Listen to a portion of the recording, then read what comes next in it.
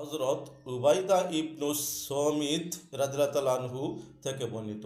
একদিন রসুলুল্লাহ সাল্লাল্লাহু আলাইহি ওয়াসাল্লাম রমজান উপস্থিত হলে বললেন, তোমাদের কাছে রমজান মাস এসেছে, বরকতের মাস। এ মাসে রয়েছে কল্যাণ। আল্লাহ তোমাদেরকে সেই কল্যাণে আবুত করে দেন, ফলে তিনি রহমত নাজিল করেন, গুনাহ মাফ করায় দেওয়া হয় এবং এ মাসে দোয়া কবুল করা হয়। আল্লাহ তোমাদের সৎ কাজের প্রতিযোগিতার দিকে তাকান এবং তিনি তোমাদেরকে নিয়ে ফিরিস্তাদের সাথে গর্ব করেন। সুতরাং তোমরা তোমাদের নিজেদের কল্যাণ আল্লাহকে দেখাও, কেননা হতভাগ্য সে ব্যক্তি যে এ মাসে মহান আল্লাহর রহমত থেকে বঞ্চিত হয়।